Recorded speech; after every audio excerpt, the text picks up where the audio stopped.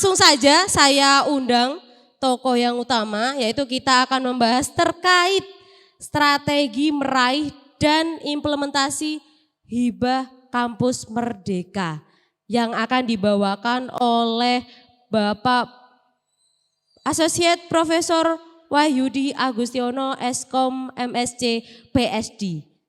Izinkan saya untuk membacakan profil terkait beliau. Pak Wahyudi telah 20 tahun mengajar sebagai dosen di Universitas Trunojoyo Madura. Beliau peraih hibah dari Australia 2 kali berturut-turut pada tahun 2019 dan 2020.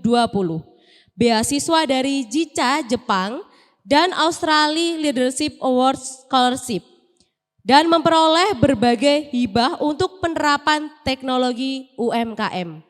Misalnya untuk pengembangan pertanian seperti jagung, padi, kedelai, mai pajale namanya, pencegah hama atau mycorn, hingga aplikasi audit dan sempat membuat startup akademi games yang bernama Rumah Pintar Multimedia. Pada hari ini dalam kapasitas beliau sebagai tenaga ahli Sevima, Pak Wahyudi akan membagikan best practice hibah MBKM. Materi ini sengaja ditaruh di paling akhir Bapak Ibu, karena antusiasme Civitas Akademika untuk program-program hibah ini sangat luar biasa. Saya langsung sambut saja yang terhormat Bapak Wahyudi Agustiono, waktu dan tempat kami persilahkan. Baik, terima kasih Teh Dina dan semua Bapak sekalian. Selamat pagi, Assalamualaikum warahmatullahi wabarakatuh. Ya, udah kena snack berarti berat gitu ya. Tugas saya mengangkat kembali. Baik, sudah siap slide-nya? Oke, ya. Tadi ini menjawab pertanyaan ya. Jadi vokasi tidak dianaktirikan, termasuk dalam Renstra Dikti, tenang aja. Cuman yang kesehatan ini, karena menurut Prof. Nizam, kesehatan ini butuh ilmu yang rigid dan fisik ilmuwan hanya bisa dapat di kampus ya. Nanti gawatnya begini, anak kedokteran yang sudah kena mental health ya, ikut apa program MBKM apa? Kampus apa? Satuan mengajar, ngajarnya di TPA lagi. Minta dikonversi 20 SKS, besoknya jadi dokter. Ya, bisa dibayangkan pasiennya jadi apa nanti Bapak Ibu sekalian? Ya jadi wassalam ya. Baik ya. Jadi tidak dianaktirikan ya. Ini ada, dan kalau kita lihat di sana jelas di IKU tidak hanya anak S1, tapi D2 sampai D4. Artinya vokasi juga dilibatkan di MBKM. Dan kalau kita lihat lagi sudah ada panduan untuk MBKM vokasi. Ya, begitu. Dan di Sevima ada juga tenaga dosen dari vokasi Politeknik Negeri Malang ya, Bapak Ibu sekalian ya. Baik, pengalaman MBKM ini kenalan dulu nih ya. Jadi saya ini pelaku penderita MBKM juga ya. Menderita kenapa Pak? Ketika mahasiswa datang tiba-tiba minta dikonversi 20 SKS. Sakitnya di sini gitu ya. Udah capek-capek nyusun kurikulum, ngajarin nggak jelas, belajar nggak jelas begitu ya.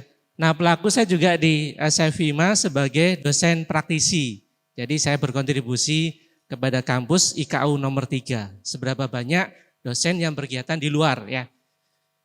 Jadi sebenarnya MBKM itu ya bentuk pembelajaran lama yang satu direstui ya. Kalau dulu KKN ada kan ya, magang ada, KKN juga ada ya. Bahkan sekarang di desa penari juga ya. Dulu saya proyek iya sembunyi-sembunyi. Sekarang dilegalkan, bahkan direstui, bahkan disuruh-suruh. Silakan Pak keluar aja Pak. Oke, ini pengalaman BKM. Mungkin Sevima ya sudah kenal ya. Jadi mitra kita ada 700 ya, yang paling utara ada Poltek Nustar ya, yang paling timur ada Port Numbai, yang paling barat ada di Aceh sana ya. Jadi kita Sabang sama Merauke oke ya. Makanya Mas Adi ini apa? Bang Toyib, nggak pulang-pulang dia. Nah saya sebagai salah satu duta MBKM Sevima menamakan diri ya. Kenapa? Karena sering ngomong MBKM sampai mimpi buruk MBKM ya. Bangun tidur MBKM. Tidur lagi MBKM. Sampai kemarin ngisi di Unbita MBKM. Jadi sebelum kesini ya. Ada 2 webinar. Ya. Baik, nanti kalau kita butuh FGD silahkan Bapak Ibu sekalian ya. Saya juga tim kurikulum, saya membuat studi independen yang di-endorse oleh Dikti. Ya. Jadi saya mengelola 300 mahasiswa dengan namanya SEAL, Social Economic Lab, yang menangani kawasan ekonomi kreatif di Jawa Timur. Ya. Jadi kita punya nanti silakan di googling di kampus Dikti ada 2, studi independen sama magang. Ya. Baik, ini pengalaman saya sebagai dosen ya. Sebenarnya nggak suka jadi dosen ya. Full time traveler, part time student saya ini. Sukanya jalan-jalan sebenarnya. Surabaya, Jepang, saya bingung kenapa ke Jepang? Katanya seleksi wajah. Bukan seleksi kepintaran saya dulu ya. Karena dulu waktu SMP dijuluki wajah saya seperti Jepang ya, walaupun hitam. Kemudian saya S3-nya di Australia. Karena memang saya suka mengeksplor berbagai macam ya bentuk pendidikan, karena saya passionnya di pendidikan Bapak Ibu sekalian ya. Baik, saya juga sebagai full time beberapa asesor ya. Jadi Bu April bilang kita nggak punya tenaga ahlinya. Sebenarnya di prank Bapak Ibu sekalian. Ya. Serius di prank ya. Kan sekarang lagi zamannya prank ya. Downkan dulu nanti biar di up ya. Jadi beberapa reviewer BKD dan barusan di Australia untuk Southern Award. Kemudian praktisi mengajar, beberapa kampus yang mengajukan proposal praktisi mengajar, saya yang salah satu asesornya. Kemudian yang baru ini Infocom ya. Jadi di prank sama Mbak April ya. Ternyata ada ahlinya ya, Sevima ya. Jadi nanti kalau mau menyusun borang akreditasi yang PP, EPP yang jadi mimpi buruk, Bapak Ibu sekalian, SPMI mana? SPMI, kemudian Paprodi ya, PP, EPP, PP, EPP gitu ya, sampai bangun tidur jadi muka PP semua ya. Saya di Infocom, kebetulan kemarin baru selesai batch 3 di Infocom, assessment di dua wilayah, Medan sama Semarang ya. Baik, terakhir saya sebagai konsultan e-government ya Bapak Ibu. Nanti boleh di googling, ketemu nanti sosial media saya, NIDN saya, bahkan mantan saya. Oke. Baik, saya tanya, siapa yang mau hibah? Mau, ya, mau hibah Bu? Mau dong ya. Mau hibah yang ini juga, yang nilainya 1-2 M? Mau, siapa yang nggak mau? Pulang aja. Yang nggak mau pasti pulang ya. Mau semua ya? Tapi kalau saya tanya, ini siapa yang harus menginvestasikan tenaga untuk pelaporan Dikti minimal 90%, menjalankan MBKM dan meraih IKU? Makin berat ya, cuma satu orang yang ngacung. Ya, tadi Mas Adi bilang, pusing ya kalau mikir ini ya. Nulis proposal, review lagi, ya. Mau? Lu nggak ada yang mau? Ya udah kita pulang aja yuk. Kok nggak mau sih? Tadi katanya mau. Yang 1-2 M mau Pak. Kalau yang ini nggak mau saya Pak ya. Oke. Ya sama ya. Ketika memulai mendapatkan ini juga sama. Turun aja kemarin dapat program ISSM ya. Ya, baik nggak apa-apa ya. Baik, mengapa sih ada hibah PKKM? Ada yang tahu? Ada yang tahu? Enggak ada door prize ya? Ada, ayo yang sang tahu saya kasih door prize. Khusus dari Sevima.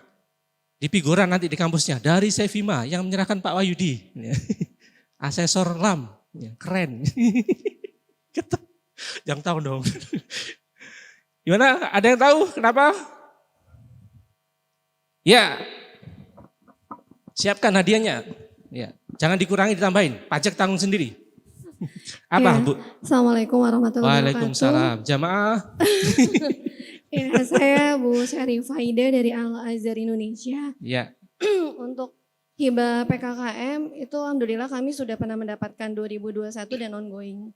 Wow, selamat dong. Ya. Mitra Sevima? Oh belum. Belum, ya sebentar lagi. Iya itu emang bener banget yang tadi Bapak sampaikan, harus investasi waktu, tenaga dan semuanya. Itu betul ya, betul. terkonfirmasi ya. Jadi saya nggak hoax ya. Oh, iya Pak. Kenapa kok ada MBK? Jadi program kompetisi kampus Merdeka ini kalau saya sependek yang saya ketahui sampai lolos itu sebenarnya untuk memotivasi dan mendorong supaya perguruan tinggi bisa mengimplementasikan MBKM. Oke, terima kasih. Kasih aja deh buat oleh-oleh. Biar nanti Sama nanti ya.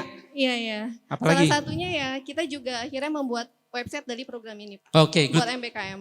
Ya, oke, sip. Ya, catat namanya ya, handphonenya, kasih saya nanti. Baik, kenapa ada hibah ini? Karena ini ya, menterinya ini. Karena menterinya ini ya.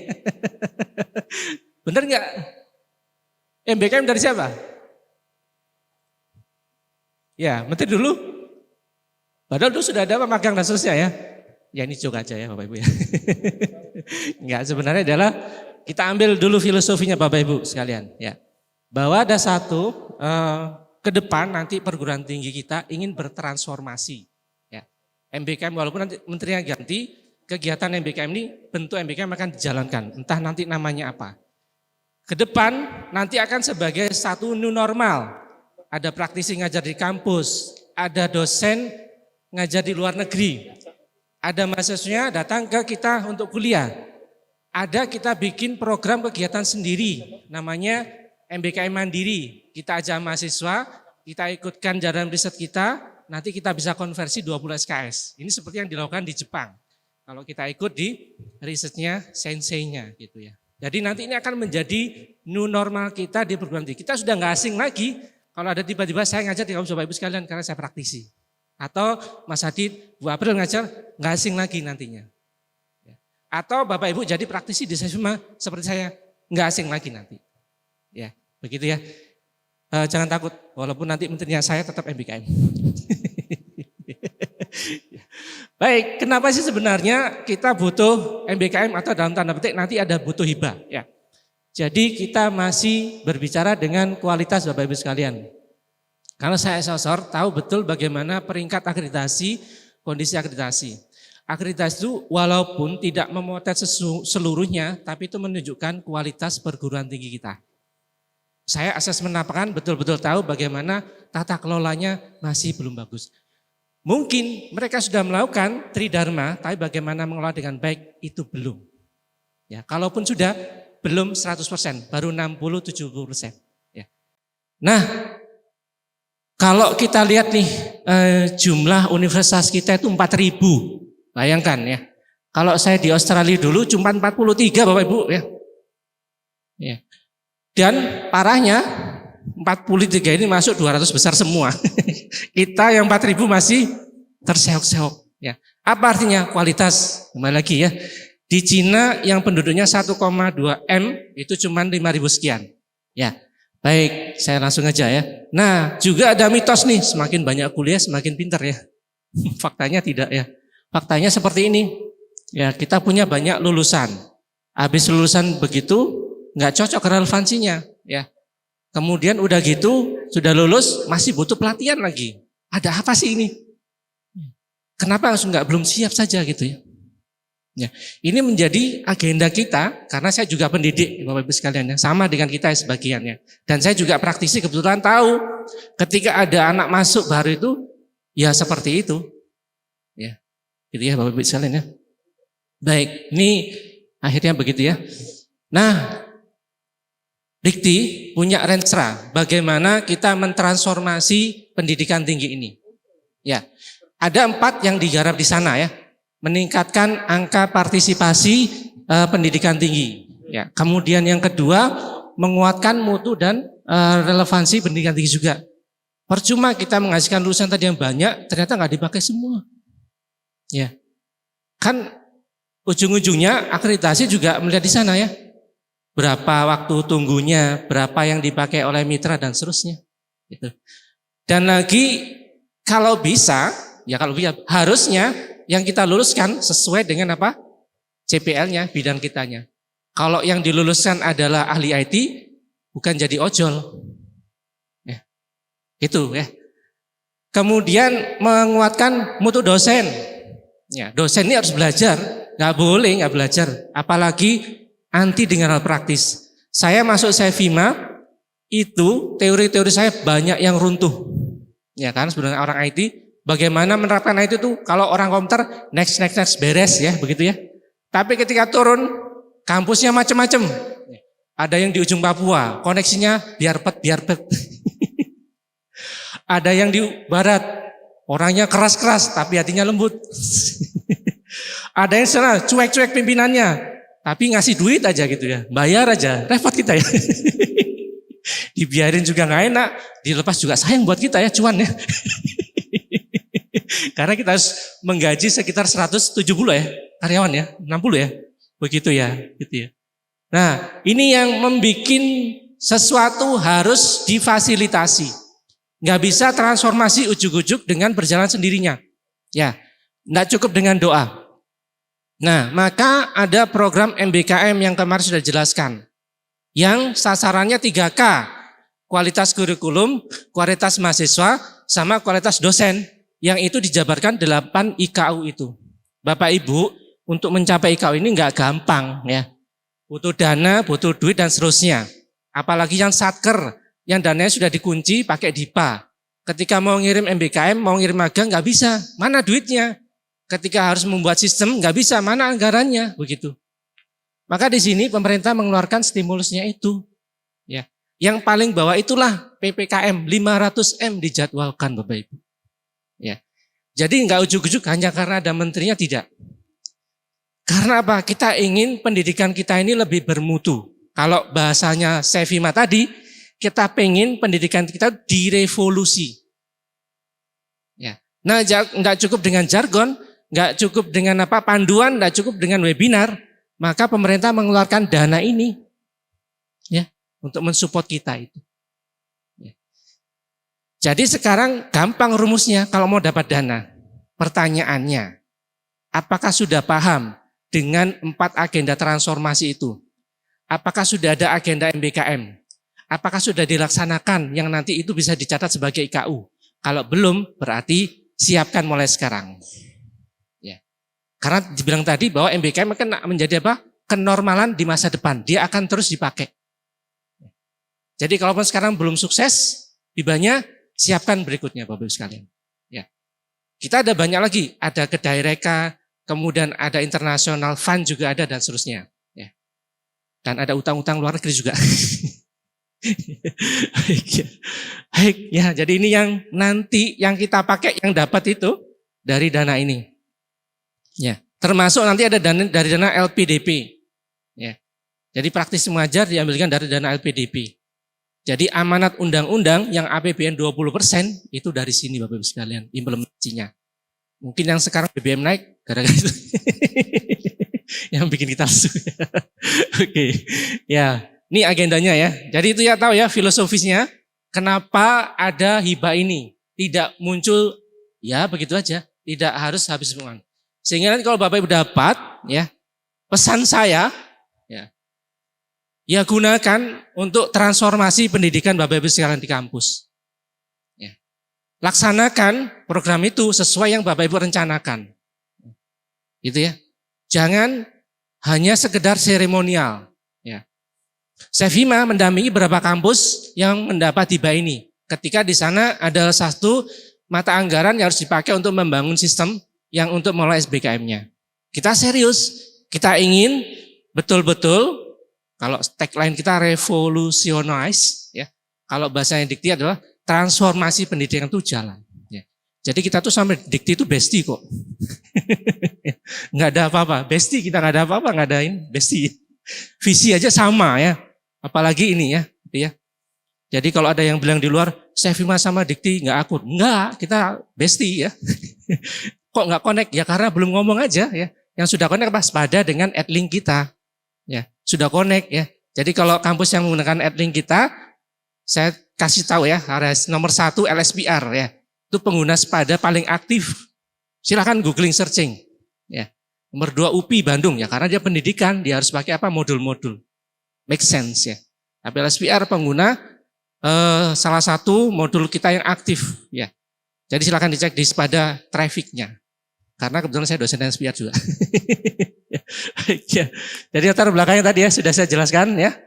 Mewujudkan aspirasi. Nah ini juga penting. Selain tadi grand design dari Dikti, bahwa Dikti juga harus memahami setiap kampus punya value, punya karakteristik masing-masing. Sama-sama informatikanya beda kampus, beda karakteristik. Ya, Saya contohkan satu, kampus saya kebetulan dosen prodi sistem informasi. Kalau saya dibandingkan dengan SIITS kalah, maka kampus kita harus punya niche, namanya niche itu ceruk ya. Harus punya sesuatu yang spesifik, yang tidak ada di tempat lain. Ya. Jadi kalau kampus saya bukan nomor 1 SI-nya. Tapi kalau bicara tentang garam, saya nomor 1-satunya. Silakan dicari Bapak Ibu, apa kearifan lokal, value yang bisa Bapak Ibu pakai. Kemarin saya asesmen di sebuah kampus di Medan. Dia bingung mencari tahu visi keilmuan prodinya. Saya amati, kemudian saya menemukan, ternyata yayasannya punya sebuah rumah sakit yang bagus sekali di kota itu. Kenapa? Bapak Ibu tidak memfokuskan bahwa visi keilmuan kita unggul, prodi SI dalam bidang record medis. Sudah. Bapak Ibu punya tempat apa? Magangnya, dekat lagi, bahkan satu yayasan, punya resource-nya, sudah keunggulan. Ya, silakan nanti Bapak menemukan ini. Nah, itu bisa dipakai menjadi bahan kalau mission differentiation tadi. Itu untuk hibah yang prodi. Pasti itu ditanya nantinya ya. Baik, kalau yang kampus IKU. Ya, IKU lagi ya. Ini IKU-nya ya, sudah hafal semua ya. Baik, tujuannya ya tadi ya, untuk fasilitasi, betul kata Ibu tadi ya. Kita nggak mungkin menjalankan MBM tanpa fasilitasi. Begitu juga pemerintah kalau sudah bilang mau transformasi, nggak cukup omong saja, tapi dia harus apa? Mensupportnya. Gitu ya. Makanya ada programnya namanya institutional support system itu. Ya. Oke. Peningkatan mutu pasti, ya karena ujung-ujung di sana ya. Kemudian PPKM sebagai program kompetisi terbuka. Ini sangat terbuka sekali. Tidak akan disandingkan kampus yang levelnya bawah. Maka nanti ada Liga 1, Liga 2, sama Liga 3. Ya, sama juga kalau di LAM assessment, itu prodi yang mungkin kecil bisa jadi dapat akreditasi unggul. Kalau dia melaksanakan PP, EPP. Kalau dia tata kelolanya bagus. Walaupun mungkin doktornya cuma 2-3. Tapi ketika dia menerapkan publikasinya semuanya Scopus, dapat dia unggul. Bapak Ibu sekalian ya. Jadi ini sangat terbuka, tidak perlu berkecil hati yang dari timur, yang dari barat, atas bawah gitu ya. Yang kecil ya, selama Bapak Ibu tadi ya, saya bilang prinsip tadi yang di awal. Mau hibah, mau ini, yang mau ini, jangan ditolak, lakukan semua. Pelaporan, apalagi itu bikin proposal, bikin visi misi, langsung lakukan semua itu. Ya. Oke ya. Nih terus sama aja nanti ya. Nah sekarang yang ada sudah tutup ya sayangnya ya. Kemarin Mei terakhir. Ya tapi nggak apa-apa. Artinya kita punya setengah tahun ke depan untuk menyiapkan itu. Siapkan PD Diktinya TS-1 sampai 3. Ya artinya apa? Periode 1 ke 3 belakang. Karena asesor akan melihat dari sana semuanya. Sekali lagi PD Dikti itu kunci juga. Mau Bapak Ibu menyelenggarakan dengan baik tapi nggak taat laporan, nanti dulu. Kalau Bapak Ibu punya prodi unggul, sekarang kecukupannya pakai apa? PD Dikti dulu. Bisa jadi nggak perlu apa? Ngisi borang, cukup asesmen aja lapangan. Ya. Jadi PD Dikti itu kunci. Ya. Mau sukses pelaporan, kontak saya Vima. Iklan dulu kan boleh ya. Karena kita apa? Ya tanya deh yang sudah pengalaman nggak ngelembur karena apa? Provider. Kebetulan saya juga success manager harus ini ya, memastikan dipakai. Ya, oke, ada 2 tadi ya, ya sama institusi Bapak Ibu sekalian ya. Oke, ini ruang lingkupnya, saya kira nanti bisa dibaca. Saya tidak suka teori. Nah ini tadi ya, Liga 1, Liga 2, Liga 3. Silahkan identifikasikan di mana Bapak Ibu akan bermain. Nggak usah khawatir, kita akan disandingkan dengan UI dan sebagainya, nggak usah khawatir. Ya. Nanti kita akan misalnya di Liga 2. Oke, Liga 2 itu apa fokusnya? Yang harus ditonjolkan apa di sana? Ya. Kalau Liga 3, ya perbaikan dulu nggak apa-apa. Sehingga nanti akan tercermin dari program-program yang usulkan. Apa yang mau ditingkatkan dulu? Apakah kurikulumnya, tata kelolanya, sistemnya, apa dosennya? Atau misalnya sudah siap itu bisa naik ke atas lagi. Ya. Oke, ini persyaratannya ya. Jadi maksimum berapa jumlah mahasiswanya? Ini normatif ya. Kalau belum dipenuhi, ya ini penting. Ini syarat kecukupannya sebelum kita ke nextnya ya. Oke. Nah itu ada beberapa kata kunci juga yang Bapak Ibu harus siapkan ya. Dana pendampingan dan seterusnya siapkan ya. Kemudian ada maksimum 3 prodi yang sarjana seterusnya. Itu kriterianya. Oke. Persyaratan pengusul nanti bisa macam-macam, ini sudah ada ya. Saya tuliskan di sini ya. Ada perguruan tinggi pengusul ini. Kemudian tuh lihat tuh yang kedua itu PD Dikti, lagi PD Dikti ya. Ya, karena nasib dengan Dikti ya. PD Dikti harus oke ya. Tidak boleh bermasalah. Nah, coba diberesi kalau yayasannya ada masalah. Ya, ini penting Bapak Ibu ya. Jadi kemudian program studi dipilih untuk diusulkan adalah program studi bukan penerima yang dulu ya. Oke, sudah ini semua ya. Memiliki masalah internal tidak boleh ya. Bereskan dulu semuanya. Ya, kalau mau dapat hibah. Kalau nanti ketahuan nggak akan dapat. Antara yayasan dengan apa? Pengurus ya. Sering begitu ya? Sering. Kita juga punya klien seperti itu. Ya. Jadi kita punya klien seperti Bapak Ibu sekalian. Dan itu juga nanti akan menjadi penghambat kalau misalnya implementasi akad cloud. Ya. Jadi kalau nanti mau implementasi, duduk dulu bersama antara yayasan maunya apa, kemudian apa, pengelola kampus maunya apa. Sevima datang bukan sebagai apa, bukan sebagai wasit, bukan. Kita kerja sama-sama ya. Kalau nanti jadi wasit nanti bingung saya. Ya. Mendingan kami stop dulu. Ya. Kalau seperti itu, kalau istilahnya ini di moratorium dulu, stop dulu nggak apa-apa, nggak usah bayar dulu nggak apa-apa. Pokoknya kontak aja dulu dengan kita intens. Ya. Selesaikan dulu, baru selesai semuanya. Oke, next kita forward. Ini juga diamanatkan dalam apa? Hibah ini. Karena salah satu agenda permasalahan di kampus dalam tanda petik yang swasta, ini Bapak Ibu sekalian. Ya. Jangan sampai lempar-lemparan kursi ya. Oke. Ya. Indikator kinerja ini perlu. Kalau selama Bapak Ibu sudah menerapkan MBKM dan betul-betul administrasinya, saya kira akan bisa dicatat. Ya. Di LD Dikti selalu mengeluarkan form, Google Form walaupun bentuknya ya, setiap triwulan kalau nggak salah ya, untuk mengisi capaian indikatornya. Jangan lupa bukti dukungnya. Nanti si akad cloud akan membantu data kuantitatifnya. Berapa yang nilai dikirim ke PD Dikti feeder itu apa? Mata kuliah yang termasuk MBKM, kemudian dosen siapa yang ini. Ya. Baik, ini selama mengerjakan apa MBKM saya kira udah oke ya. Kemarin sudah dijelaskan dengan Pak Bagus ya kayaknya. Ini juga indikator kinerja lebih detail, nanti boleh dibaca aja. Saya kira saya nggak suka yang normatif, mungkin saya lebih suka diskusinya ya. Nah, pagu anggaran ini kalau Liga 3 antara 500 sampai 1 M ya.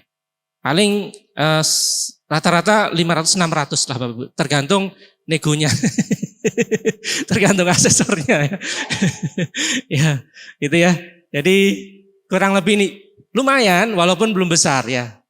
Walaupun tidak bisa semuanya, tapi at least Bapak Ibu pernah punya track record kampusnya mendapatkan hibah. Kampus yang mendapatkan hibah itu artinya apa? Mereka memenuhi kriteria Dikti bahwa mereka layak untuk disupport. Artinya apa? Kampus Bapak Ibu siap bertransformasi. Dengan ditunjukkan dari apa? Isian proposal itu. Ya, visi misinya apa, programnya apa, siapa yang melakukan, bagaimana action plan-nya, year 1, year 2 bagaimana. Kemudian kuncinya juga nanti pelaksanaan, kalau sudah pada tahun pertama itu akan menentukan pendanaan tahun berikutnya. Ya, maka dari itu saya bilang tadi ya, kalau dapat laksanakan yang baik, usahakan betul-betul untuk apa peningkatan apa kompetensi kualitasnya. Untung bolehlah jangan banyak-banyak ya. Untung boleh jangan banyak-banyak ya. Oke, komponennya nanti bisa dipelajari ya. Apa untuk apa begitu ya Bapak Ibu ya. Juga ini komponennya saya kira sudah masuk ya. Nah, tahap seleksinya saya kira ada seleksi administratif sama. Kemudian ada evaluasi kualitas kelayakan proposal. Keterlibatan Dudi sama Induka. Kalau perguruan tinggi namanya Dudi ya, Dunia Usaha Industri. Kalau Poltek vokasi Induka, Industri Dunia Kerja. Sevima salah satu, Induka, Dudi Bapak Ibu sekalian. Kalau sudah punya MOU ya. Ya. Kemudian verifikasi kelayakan ya. IKU-nya terutama. IKU lagi. Iya memang IKU tanpa bisa dilihat dengan MBKM ya. Kemudian pengusulan proposal secara online Bapak Ibu sekalian ya. Baik. Oke, nah ini kriterianya Bapak Ibu sekalian yang penting. Ternyata 50% itu kalau kita potret itu kesesuaian dari kelayakan dan di situ ada kata-kata mitra. Ya makanya kita ini untuk mengejar relevansi outcome dari pendidikan itu kita didekatkan dengan mitra. Pada saat yang bersama mitra juga mendekat dengan kita. Ya, kalau kita lihat, kalau kita baca narasinya, itu kita ini hasilnya belum relevan. Makanya tadi saya bilang banyak yang lulus tapi masih butuh apa? Kursus. Artinya apa? Lulusan kita belum relevan. Bisa jadi dosennya salah ngajar, bisa jadi kurikulumnya nggak jelas ya, atau bisa jadi input mahasiswanya juga nggak jelas ya. Makanya sekarang apa? SBMPTN nggak ada karena input mahasiswa nanti berdasarkan kebutuhan kampus dan minat mahasiswa juga ya. Kalau minatnya jadi influencer ya paksa dia jadi influencer gitu ya. Baik ya, oke. Ini apa komponennya masing-masing ada ya. Ini bisa dibaca, mungkin kita lebih nanti diskusi Bapak sekalian ya. Slide-nya akan saya berikan nanti, nggak usah dicatat nggak apa-apa. Dipotret boleh dengan saya. Oke, ini ya strukturnya. Ini sudah kemarin ya. Jadi cermati tanggal ini. Ya, ini periodic cyclic. Ya. Cermati tanggal itu, siapkan timelinenya, siapkan timnya. Ya. Jadi ini nggak bisa one man show.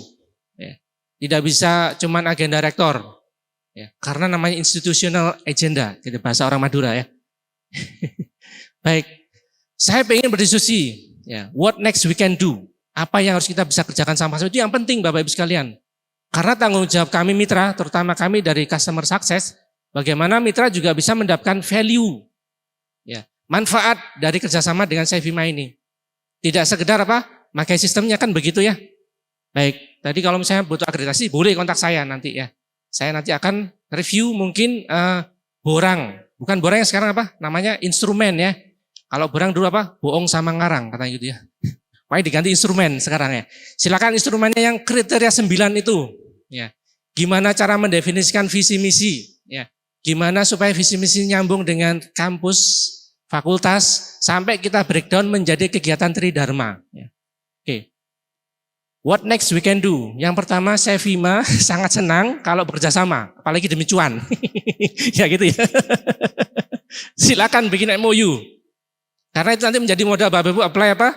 Tapi saya berharap tidak hanya MOU. Nanti asesor tahu kok mana MOU abal-abal, yang mana yang tidak. Mana yang dipaksakan, mana yang terpaksa, mana yang memang serius. Mana yang genuine kalau bahasa orang Madura ya. Genuine itu apa? Asli gitu ya. Silakan nanti, sudah kemarin diadakan MOU. Kesempatan ini buat Bapak Ibu sekalian. Pintu masuk pertama. Karena 50% tadi itu ada mitra. Tidak hanya Sevima saja, sekarang mulai dipetakan. Di sekitar Bapak Ibu sekalian, UMKM, pemerintah, masyarakat, itu adalah mitra Bapak Ibu sekalian. Jadi mitranya adalah ABG, akademik. Silakan cari lembaga pendidikan sama. Kita punya Sevima Community, silakan berkolaborasi masing-masing kampus yang menjadi mitra Sevima. Sayang nggak dipakai. Satu saat kita bikin seleksi masuk bersama-sama. Nggak diterima di sini, diterima di sana. Kan kita sudah punya sistemnya kan, PMB. Selama ini kita nggak berpikir, kenapa nggak bikin seleksi pertama mitra Sevima? Itu mengalahkan nanti ya, kita seluruh Indonesia begini. Mengalahkan apa? LPMTB. Akademik, silakan cari temennya yang satu, sama-sama Polteknya, sama-sama perguruan levelnya Liga 1, Liga 2. Silakan menyusun bersama kolaborasi. Itu yang diharapkan dari MBKM ini. Tidak kompetisi tapi kolaborasi. Yang kedua B, bisnis, Sevima. Silakan di tempat Bapak Ibu ada BUMN, BUMD, kemudian swasta, startup dipanggil untuk datang ke kampus untuk menjelaskan apa visi misi Bapak Ibu, bagaimana mereka bisa berkontribusi atau apa Bapak Ibu bisa sumbangkan pada mereka. Ya. Bikin MOU, bikin macam-macam dan seterusnya. C, community, Bapak Ibu punya pemerintah, punya masyarakat dan seterusnya. Itu juga harus digandeng. Ya, punya NGO. Jadi A, B, G, government ya, sama C tadi community. Itu adalah mitra Bapak Ibu sekalian. Sevima ada di B. Silakan nanti kalau misalnya ada sesuatu yang bisa dikolaborasikan, boleh banget. Ya, kemarin sudah ada satu TikTok saya dari mitra Sevima yang besar, sudah mau apply ini. Mungkin pelaksanaan BKM bisa ya, nanti kalau berapa kita seleksi ya. Ada berapa yang magang ya di Sevima juga ya. Kemudian bisa juga praktisi mengajar. Kita Sevima punya expert di bidang IT jelas. Marketing, digital transformation. Silakan diundang. Untuk catatan tadi, praktisi mengajar sudah dapat IQ. Ya. Jadi MOU CV-nya itu bukan cuma bayar setiap bulan, enggak. Bayarin kita ngajar, boleh banget ya, enggak menolak ya. Kita ngajar, misalnya saya bidang IT, boleh saya ngajar. Nanti Mas Adi bagian marketing diajarin, digital marketing masa depan. Ya. Kemudian misalnya ada finance juga, ada manajemen, ada human resource juga, ada. Yang sering ngajarkan psikologi, gimana adik-adik bisa keterima, gimana adik-adik misalnya selalu ngapain. Ada tim kita, komplit ya. Dan makanya kalau di SMA itu timnya namanya superhero, ada Batman, Superman, macam-macam ya, Avengers ya, gitu, Bapak Ibu sekalian. Ya. Silakan nanti kalau mampir ke SMA kita tunjukkan orang-orang muda yang passion, kita punya talent. Ya. Punya asesor juga. Ya, Oke. Kemudian matching fund, baru saya di TikTok, makanya saya langsung tambahkan di slide ini. Pak Yudi, gimana kalau kita bikin matching fund? Ya. Apa rahasia? Nggak saya sebutkan. Nanti kalau sudah selesai saya tunjukkan. Pokoknya ada deh, gitu ya. Biar pas penasaran ya. Ya, ada deh pokoknya. Apa?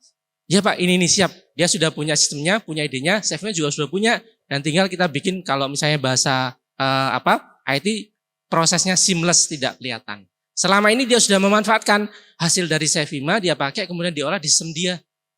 Ya, begitu ya. Ini sedang prosesnya. Oke. Berikutnya kita bisa juga menyusun kurikulum. Pak Bagus kemarin sudah sounding. Saya juga insya Allah siap ya. Kalau dibutuhkan, asal cocok aja. Cocok waktunya maksudnya. Cuman juga boleh lah. Saya itu uang tuh nomor sekian, yang penting jumlahnya dan banyak. Akur ya, sama ya? Sama ya, ada nggak sama? Wah kita nggak sefrekuensi berarti.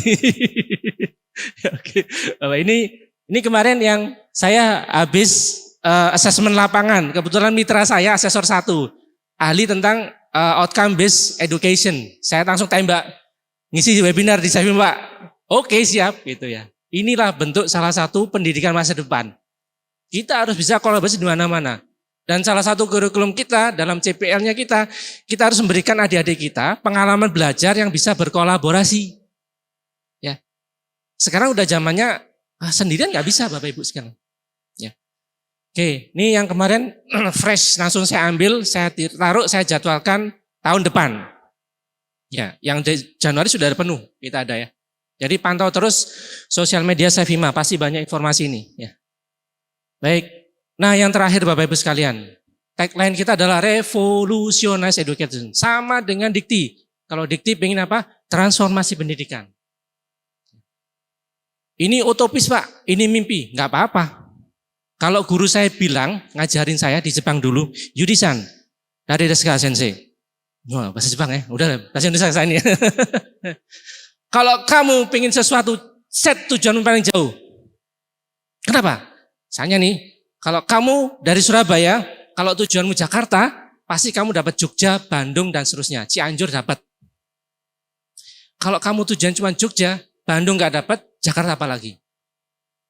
Kalau kita setting tujuannya, yang paling panjang tadi ya apa? Kok hilang? Ini sabotase ini ya. Kalau tujuan kita tadi ya, World Class University, ya, Smart Campus, ya, kampus unggul.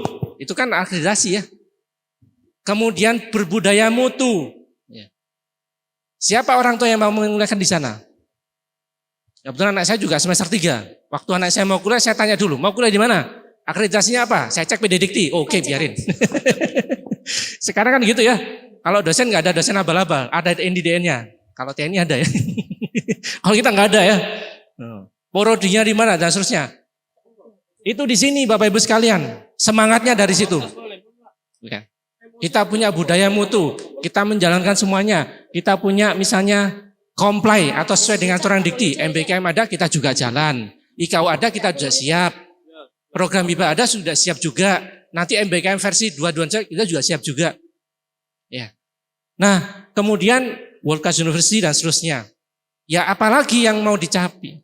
Yang dirisaukan begitu ya. Jadi kita fokusnya pada bagaimana kita bertransformasi ini.